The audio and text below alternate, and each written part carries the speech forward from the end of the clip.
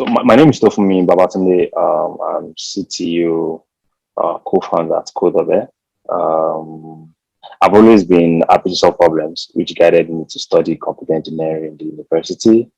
I've worked as a software engineer and I led teams of software engineers for more than 8 years before I decided to start a business about 2 years ago. And primarily, I've been an entrepreneur at heart since my university days and even while I started working. Yeah, so that's me in a nutshell.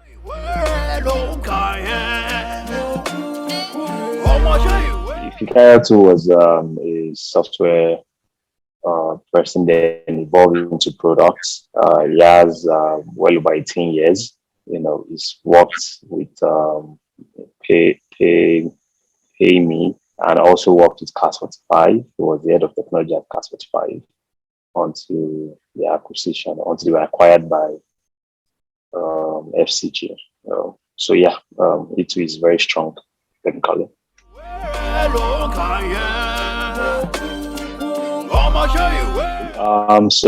We've had several engagements in the past, 2015, 2016. So we've known each other for a while. However, this started off when we both have interest to build a gaming product. So at that time, we were trying to build a gaming product out of here, and there was an opportunity that came up to consult for a large enterprise to help them drive engagement with our gaming product, right? We turned out to be gamification at that time. So we did that project and it was successful. So we saw this as an opportunity, right, to democratize gamification for several other businesses, be it small or large, right? So really, when we started this journey, we discovered that there's a huge problem of customer churn. Your customer leaving, the product or businesses that they are using, and it actually cost businesses up to $1.6 trillion around the world. Right? It was huge. It was interesting for us to capture this, and we also know that customer attention has been dropping from year to year. Right now, users barely spend 8 seconds on content, right? And talk less of coming back to your product every day. But the interesting fact that also come along the side is, the average time spent playing games, especially by Gen Zs and millennia, kept on increasing from year to year. So that created the opportunity. The problem is there and the opportunity is also there. So what we are doing simply at Kodobe, or what we set out to do, is to offer businesses and marketing agencies a customer engagement platform that uses gamification to reduce customer churn, which is a huge problem, and also grow revenue for them. So we are a marketing technology company.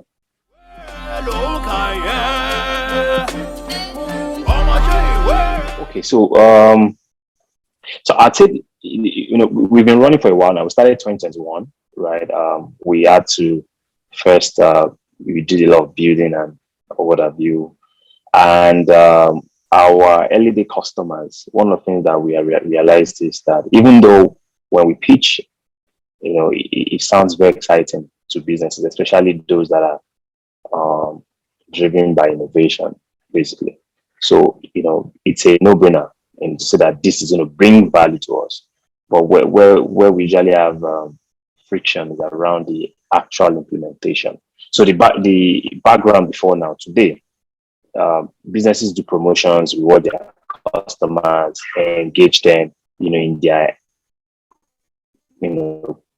by using several campaigns. But the thing around those kind of campaigns is that they are usually scripted. So meaning that, it's fixed, it's for a duration, right? It's not aligning to the behavior of the customer. Okay, so those are like limitations. So when we come with a platform like ours that gives the capacity to be able to tweak and evolve your promotions and campaigns and your engagement strategy based on the data that you are getting from the customer, it's very difficult to, to implement that. And most of the time, right, usually affect the results. So that's one of the challenge that we're having. But we currently, that's our job. So we're trying to create product iteration to solve those specific problems, right? So one of the things that we have done is to create like templated journeys that businesses can just select, and those journeys are also self-optimizing. So, for example, we can have a journey that involves the business giving us some data about the customer, right? I mean, to be anonymized, obviously, because of data privacy, but they're able to give us data about the customer around, his buying patterns and the likes. Then we're able to propose an engagement that we think is suitable for him. So if he doesn't react, then we keep changing the engagement until we find one that suits him. Right? Immediately he latches onto one of those engagements, he will then be rewarded based on those engagements. Right? So we have created that in a templated format where the business does not have to worry about all the workings or all the background components of this. Right? It's seamless. Right? So those are things that we are facing in the market. But generally, our everyday customers are really being patient with us in terms of evolving and iterating together. And we are going to a point where we are beginning to consider scale, where we have been able to identify the need that is common to businesses also in different industries. So that's really where we are.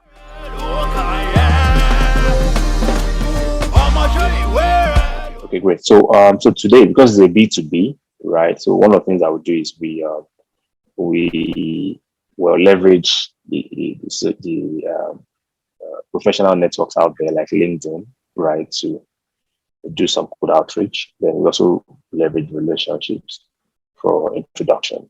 So those are like our two avenues for sourcing for our leads. Then we have been able to identify our ideal customer profile. So what we always do is we have like three segments. So we just align segments, into the corresponding profile set that it fits into. So one of our segments is digital agencies, right, that has tried out gamification concepts in the past, but maybe they don't have the resource to keep building those concepts. So they can leverage our platform to execute that. So that's one segment. Then also B2Bs that are willing to scale, maybe early days, but they have some funds, maybe at the seed stage of their business or Series A, they want to leverage gamification to grow their business, right? Acquire customers at a lower cost and also keep the ones that they already have and also grow their revenue. So they're able to use that. That's a segment. Then we also have typical enterprise. So enterprises that are like, banks and the likes, where, it's not as fast, like the other two that I mentioned earlier, but we have to provide some analytical support. So we kind of have a role that we have created internally within our business, which is called a gamification analyst, that helps these enterprises, cross that hurdle of one, the gap of understanding what exactly needs to be done, and also to help them connect business KPIs to all the engagements that we are going to bring into their platform, basically. So that's like describing our segment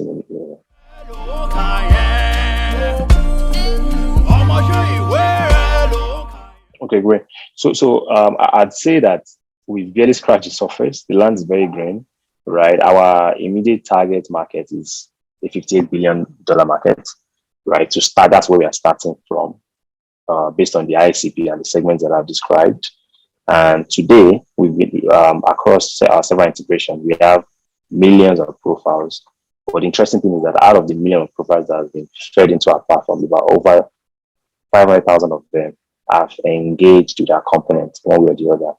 So we have over 1.8 million interactions in our system. So what that usually means is that these 300,000 people have been triggered to do something for the business that they are attached to. So, for example, if it's let's use a bank.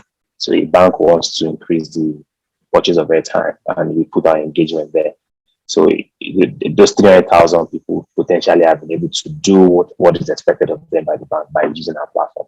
So that's where we are. But like I said, it's huge. Our 2023 plan is to have over 50 SMEs right on our platform, and also 10 very large enterprises, right?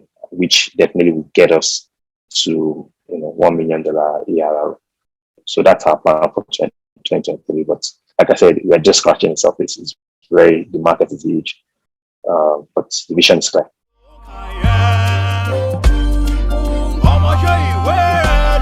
Okay. So locally, I'd say our direct competitors would be reality platforms that already exist. Some of them are creating to point of sale solutions, right? Then also digital agencies that use gamification to execute their strategies, promotional strategies. So those are like local competitors. But in terms of the platform that we offer, the advantage is that both the loyalty platforms, most especially the digital agencies, can then now shift to use our product, right, to be able to deliver faster and at a lower cost.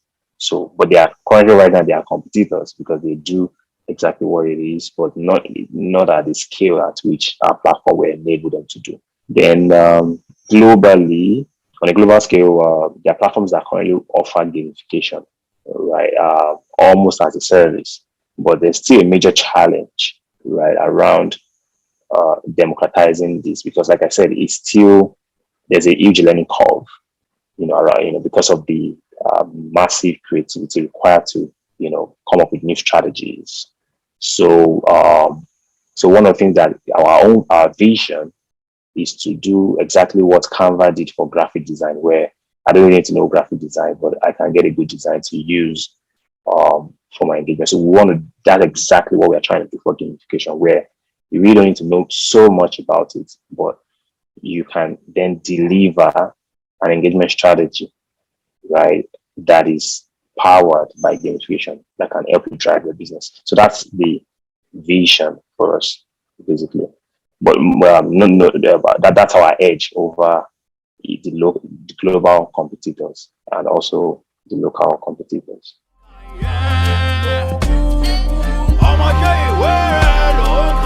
So today we are a small team of 15 today.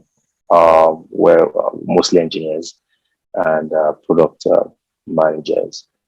However, there's a huge opportunity to empower thousands of digital marketers. So, earlier when I was discussing some of our challenges, most of the large enterprises we have today require an interface between the engagement and promotions that they intend to run based on their vis-a-vis their goals and gamification, how to leverage it.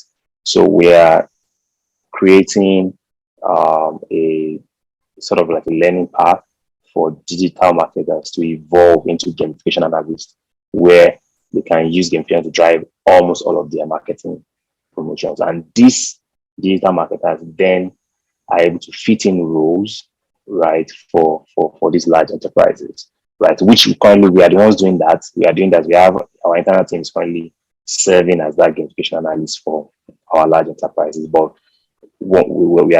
as part of the democratization effort, we also want to make that available. And today we have thousands of digital marketers. So it's going to open up a new job access to this set of people. Then we are also, so for SMEs, we are working to empower them, right, to be able to list their products as rewards on our platform. So today we have we have a reward marketplace where customers can win after they've been engaged. So like I said, there's a data front, there's an engagement front, and there's a reward front. So for the engagement front, right now we currently are the one powering most of the components, but we hope to open that up to game publishers and likes in the future. So anybody that can create local games and everything can embed into our platform to make money. Then the reward part, which already exists, is we are trying to onboard as many SMEs that has a product, right? Digital products, physical products, and then list those products on our platform as a reward for enterprises that intend to engage their customers. So that's huge. We're going to make that open to all the SMEs Q1 of 2023, where they will then that will automatically increase their sales, thereby also increasing their own capacity to employ more people. So those are the impact channels for us. My child. Well, there are lots of challenges. I think I would classify them into two. The first one being funding is always a challenge for new businesses. So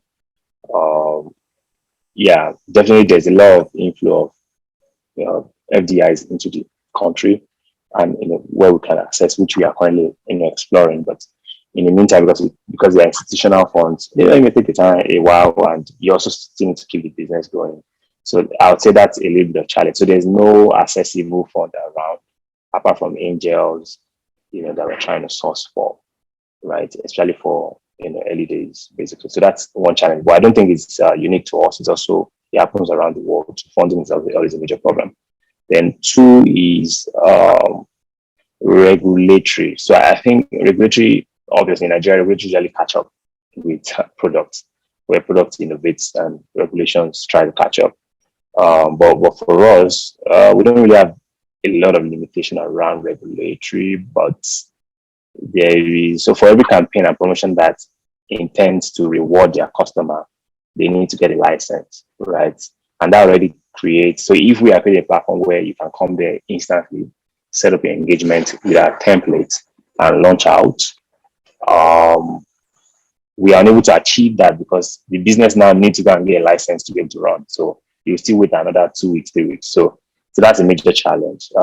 We are currently trying to work and see a way around this with the regulators to see how we can, abstract that, especially for SMEs that are not doing very large campaigns. So I'd say those are like two major problems I can think about right now. I wish you both things that you prosper. Yeah, I mean, I'll say yes, primarily, but I know that these are there for a reason. So we are willing to work alongside, to review existing policies to enable, our industry better. But when you look around at all the successful people in it. Okay, so like I described earlier, so apart from the three segments that I described, for SMEs, we are setting up our SaaS, which is going to allow them sign up by themselves and then put whatever budget that they want to use for whatever the education campaign that they want to push. So we are going around the existing models of several advertising platforms, like Google, Facebook, and likes, where you just put a budget and based on that expense. So we already have a product spin-off for that. We are currently testing internally, and we're in the beta with a couple of customers. So as soon as we're done, we'll launch that out, and SMEs will be able to take advantage of the great potential of our platform for their businesses. They are all great readers. You see, they read. Okay. So my motivation, I think I'm self-driven. I'm highly motivated primarily. I want to start with that. I'm always get to solve problems, and for this particular problem is huge. So, it's definitely sustaining my motivation. That's first. And I think the second thing is the fact that we are building an ecosystem, right? And to me, I see that as building a new world. So it's exciting. It's challenging. Comes with different dimension of a different perspective around how to look at problems. So for me, I think motivation is the least of my problem. I think the energy is the focus right now. We are highly motivated. We're excited about the opportunity before us. We are equipped to capture the market because our approach, we believe that is going to give us deeper penetration, to be able to capture the market.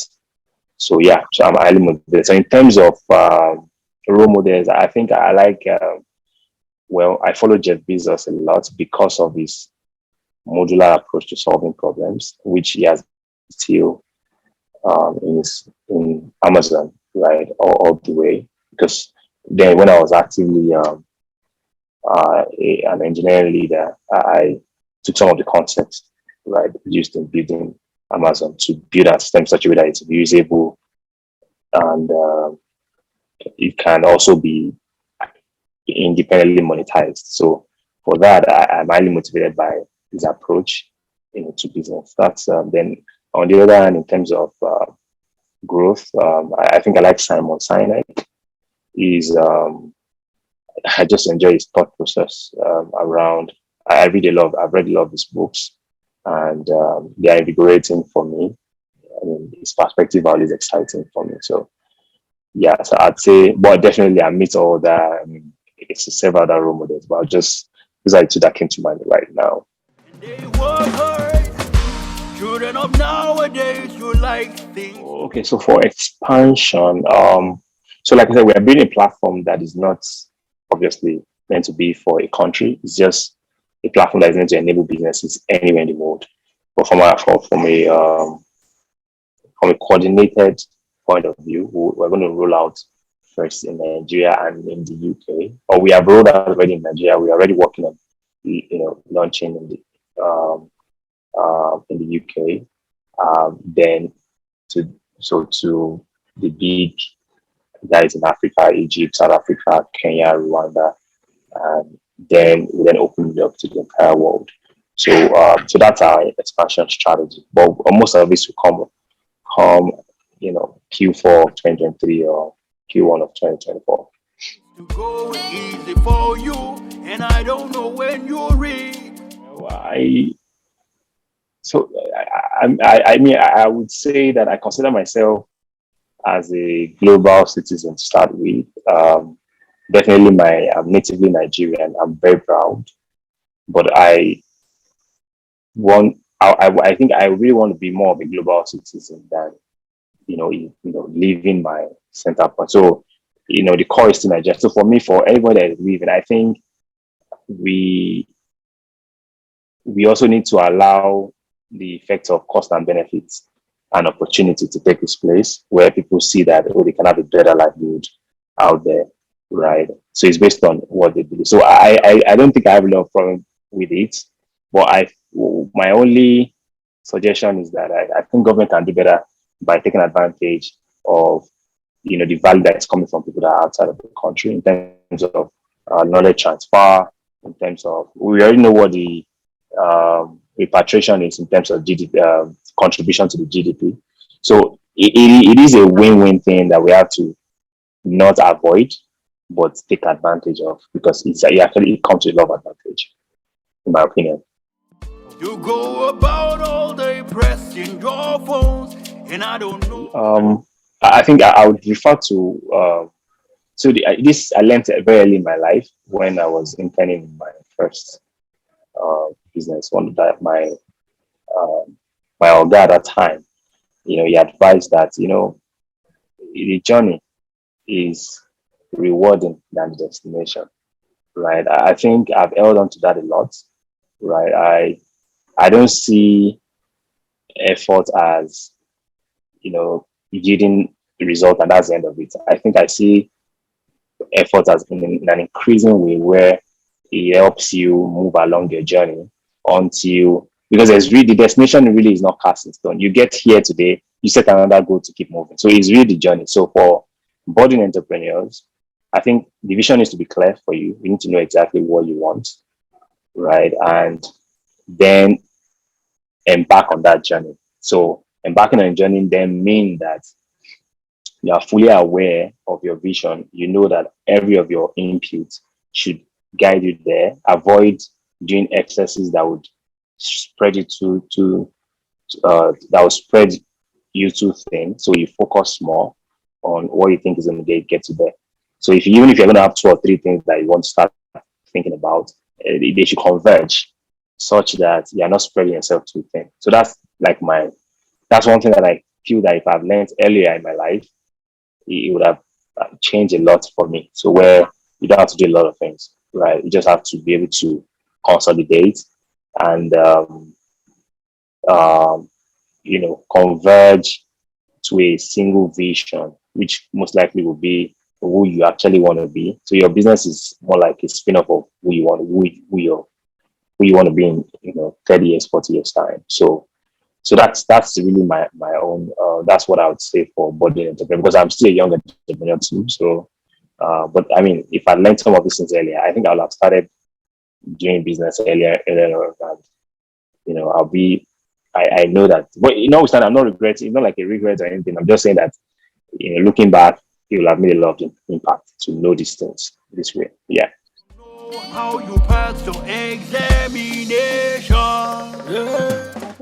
I think so. I think collaboration is also very key, right? So I probably want to hear more around collaboration, communities where startup founders, because I'm part of a couple of communities where, as CTOs, we share ideas. When I have problem, I just go there, drop it there, and people that have experienced it before, people that are more experienced, like to, advise and say, oh, you can try this, you can try that, or even give new contacts. So I think collaboration is very key, and we can't take that out of the way. So that's number one. Then two, shared resources. So what I mean by shared resources? Um, so there was a time that I just imagined that every business keeps building the same thing, right? You build your own authentication.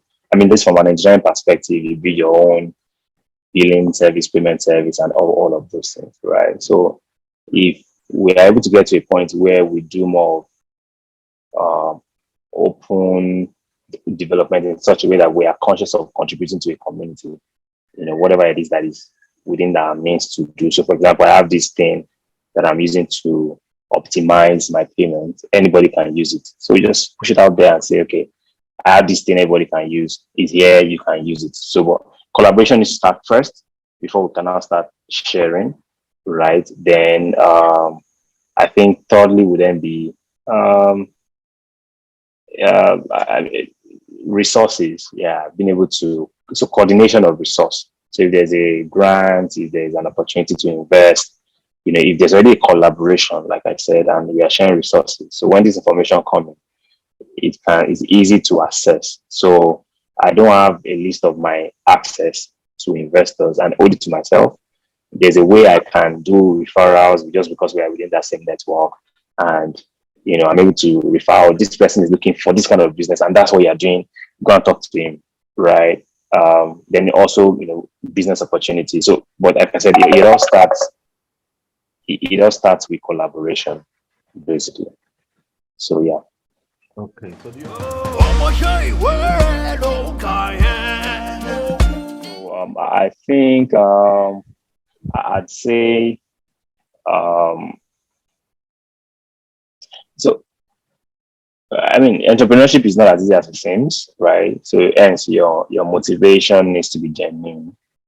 So you have to be growth driven from a person and also from that status point of view, right? So that's what I'd say. The journey is always rewarding, right? And most of the time, we are the other thing I would say, just to close this, is we we we feel agitated when we are not in control, right? And one of the things that I've realized is at that point, right, there's always something there. So it's like something that is filled up to the brim and is trying to escape. So at that point, that's where agitation happens. So if you don't pay attention to that, you miss the opportunity, right, to capture the moment and also observe new opportunities that you can, attain. So basically, while you're agitated, when it seems everything is wrong, there's something in there, right, that can even sustain you further to your next agitation, because you always get to that point where you're agitated, because things will always be out of control. So it's just for you to know that it's not always the end of life. It's not always the end of what I'm doing. It's a way to look at how not to do things again, or is a way to figure out, how to cut excesses and basically, be goal driven and stuff like that. So basically, That's what I'd say as a parting word. Yeah.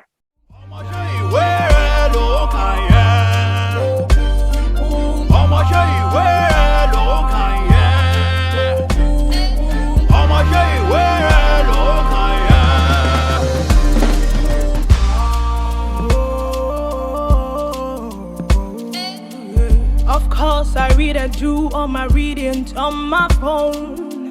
Down from the time when man was breaking stones and hunting games, things have continued to be easier.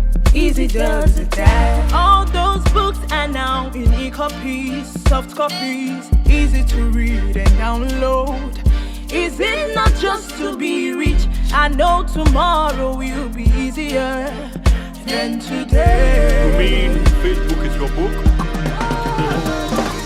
I'ma show you where I don't care.